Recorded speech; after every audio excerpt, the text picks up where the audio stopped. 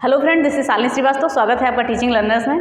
तो कैसे हैं आप लोग की पढ़ाई ज़रूर बेहतर चल रही होगी और अपनी तैयारी को आप अच्छे से कर रहे होंगे। तो इस समय क्या हम केवीएस एपिसोड लेके चल रहे हैं, जिसमें से हमने 3 एपिसोड आपको करा दिया था। आज हम चौथा एपिसोड आपको कराएंगे, जिनमें हम आपको मिशन कराएंगे कि केंद्रीय विद्यालय के मिशन क्या क्या हैं। तो इन सभी क्लासों को आप रेगुलर लीजिएगा, क्योंकि एक साथ आपको बर्डन नहीं पड़ेगा। अगर आपको एक साथ इंटरव्यू के लिए तैयार करना है या परीक्षा के लिए तैयार करना है तो मुश्किल से 4-5 मिनट के क्वेश्चन रहेंगे आपकी, वो भी 4-5 लाइनें रहेंगी, ज़्यादा भी नहीं रहेगा। आप एक कॉपी में नोट करिए और अच्छे से लिखिए और क्लास में ही पढ़िए, आपको याद हो जाएगा, दोबारा पढ़ने की आवश्यकता ही नहीं है। तो हम शुरू करने से पहले, क्लास शुरू करने से पहले, अगर आप हमारे चैनल पर नए हैं तो प्लीज़ चैनल को सब्सक्राइब कर दीजिए और ज़्यादा से ज़्यादा शेयर करिए। जिन्होंने भी केंद्रीय विद्यालय का केवी का फॉर्म डाला है, केवीएस का, उनके लिए बहुत ही ज़्यादा इंपॉर्टेंट ये वीडियो बनेगी। तो चलिए हम आज देखते हैं केंद्रीय विद्यालय के मिशन। तो हम बात करते हैं, इससे पहले हमने कुछ इंपॉर्टेंट चीज़ें डिस्कस कर ली हैं, तो हम एक एक चीज़ें हम लेके आएंगे, इंपॉर्टेंट चीज़ें, और वो हम आपकी क्लास में डिस्कस करेंगे और मैक्सिमम आपकी 5-6 मिनट की क्लास रहेगी। तो हम देखते हैं केंद्रीय विद्यालय के मिशन।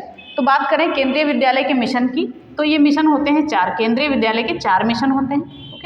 और ये मिशन क्या है, देखिए, पहला मिशन हमने लिखा है यहाँ पर, केंद्र सरकार के स्थानांतरणीय कर्मचारी, जिन भी कर्मचारियों का स्थानांतरण होता है, ट्रांसफर होता है, जिनमें आर्मी आदि के बच्चों की शिक्षा, उनकी शिक्षा या उनको शिक्षा प्रदान करना एवं शैक्षिक आवश्यकताओं को पूरा करना। तो पहला मिशन क्या है कि जितने भी कर्मचारी हैं केंद्र सरकार के और जिनका स्थानांतरण किया जाता है, जैसे जिनमें आर्मी आता है, तो उनके जो बच्चे हैं उनको पूरी शिक्षा प्रदान करना और उनकी शैक्षिक आवश्यकताओं को पूरा करना, ये पहला मिशन है केंद्रीय विद्यालय का। तो चलिए हम देखते हैं फिर से कि क्या है। केंद्र सरकार, केंद्र सरकार के जो स्थानांतरित कर्मचारी हैं, जैसे आर्मी में कैसे क्या क्या आ जाता है, बीएसएफ हो गया, सीआरपीएफ हो गया, तो ये सब चीज़ें आ जाएंगी।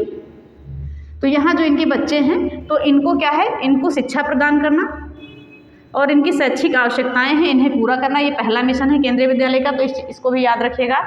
तो ये हो गया मिशन नंबर 1। फिर आगे हम बात करते हैं, दूसरा मिशन क्या है कि श्रेष्ठता एवं गति निर्धारित करना।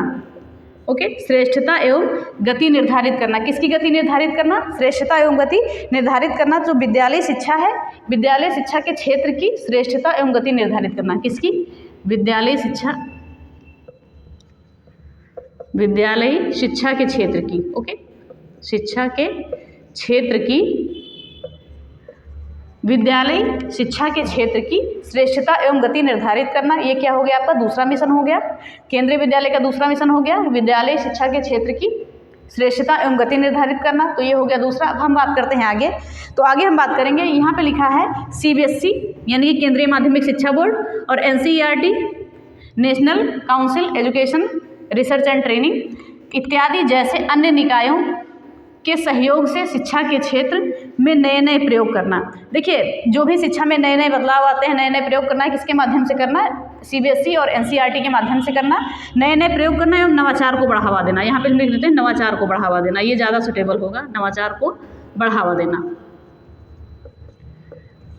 देना, तो ये हो गया तीसरा मिशन। तीसरा मिशन हम एक बार और जानते हैं कि सीबीएसई और एनसीईआरटी इत्यादि जैसे निकायों के सहयोग से शिक्षा के क्षेत्र में नए नए प्रयोग करना और नवाचार को बढ़ावा देना। तो ये चीज़ें आपकी होगी। और अगला मिशन क्या है हमारा? चौथा मिशन है कि बच्चों में राष्ट्रीयता, राष्ट्रीय एकता या राष्ट्रीय एकता एवं भारतीयता की भावना को विकसित करना। इसकी भावना को विकसित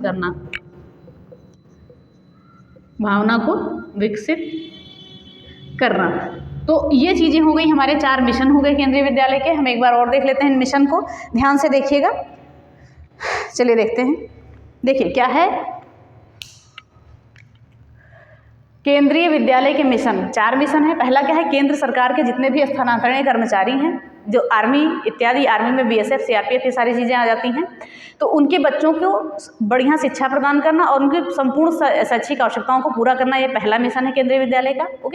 फिर अगला क्या है कि विद्यालय क्षेत्र में, विद्यालय शिक्षा के क्षेत्र में श्रेष्ठता एवं गति निर्धारित करना, ये दूसरा मिशन है।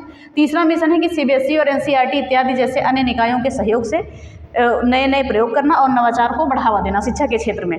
सारी चीज़ें ये शिक्षा के क्षेत्र में ही हैं। शिक्षा के क्षेत्र में नए नए प्रयोग करना एवं नवाचार को बढ़ावा देना। और अगला क्या है कि बच्चों में राष्ट्रीयता या राष्ट्रीय एकता कह सकते हैं, यहाँ पर राष्ट्रीयता हटा देते हैं, राष्ट्रीय एकता एवं भारतीयता की भावना को विकसित करना, ये चौथा मिशन हो गया इनका।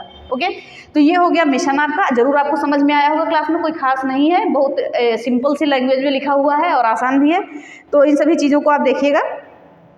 नए नए नवाचार को बढ़ावा देना, ये सम्मिलित करना भी कह सकते हैं, यहाँ पर सम्मिलित करना उनकी शिक्षा में, सम्मिलित करना।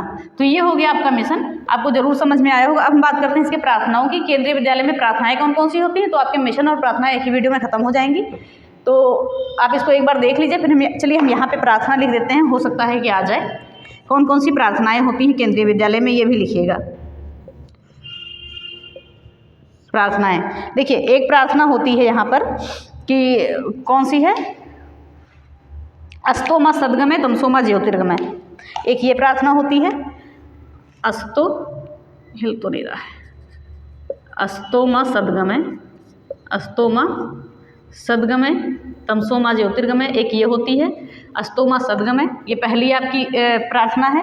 दूसरी प्रार्थना है आपकी दया कर दान विद्या का हमें परमात्मा देना, दया कर दान विद्या का हमें परमात्मा देना। फिर तीसरी है आपकी ओम सहना भवतु, जो लंच के टाइम होती थी, ओम सहना भवतु,